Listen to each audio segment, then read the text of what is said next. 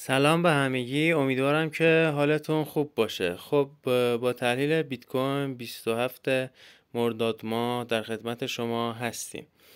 تو تایم فریم هفتگی چیزی که چارت به ما نشون میده خرید پر حجم و تدریجی پول زیاد در این ناحیه است و اونایی که بیت کوین رو خریدن و پول تو دستشون، اون نهادهای بزرگ و مؤسسه و بانک ها در این باکسی که مشخص کردم خریدن. اتفاق خوبی که واسه این ارز میفته تو آینده که میبینیم حجم خروجی در اندازه این حجم وارد بازار نشده. خب بیت کوین در این ناحیه یک حرکت اسپاکی رو انجام داده تا قیمت $72,000.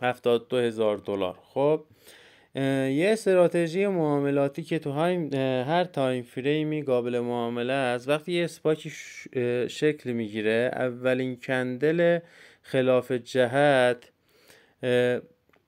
واسه ما یه سطح بسیار مهم، حمایت یا مقاومت بسیار مهمی رو شکل میده که میشه این ناحیه محدوده $51,000 $52,000.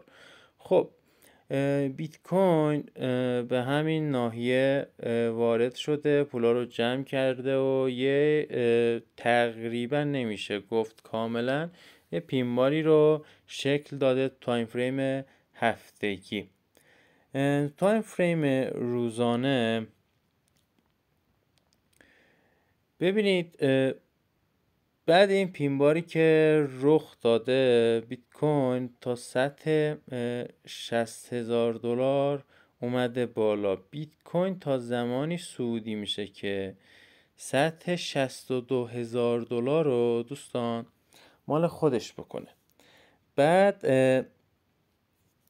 یه استراتژی دیگه که بهتون میگم، وقتی یه کندل فول بادی مثل این کندل سبز اتفاق میفته، 50% کندل میشه بازم یه نقطه ورود بسیار عالی.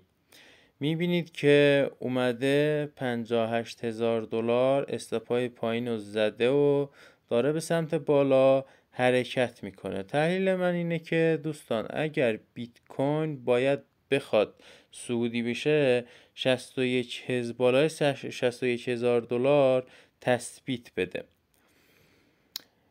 نکته خوبی که منو امیدوار به صعود بیت کوین میکنه، ببینید دوستان، قبل این اتفاق، قبل اینکه یک کانال تشکیل بده، تو این ناحیه بیت کوین رنج بوده و برای بالا رفتن ببینید یه الگوی سراشانه اینجا تشکیل داده، استاپای پایین رو جمع کرده و به سمت $70,000 حرکت کرده. ولی اگر بیت کوین میخواست حرکتش به سمت پایین بود، یه فیک بریک اوتی بالای این ناحیه می اومد و استاپای بزرگ رو جمع میکرد و به سمت پایین حرکت میکرد، ولی این اتفاق نمیفته. این اتفاق فقط از پایین رخ میده.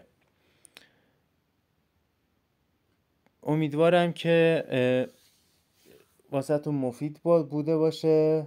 شما رو به خدا میسپارم. همیشه معاملاتتون سبز باشه. خدا نگهدار.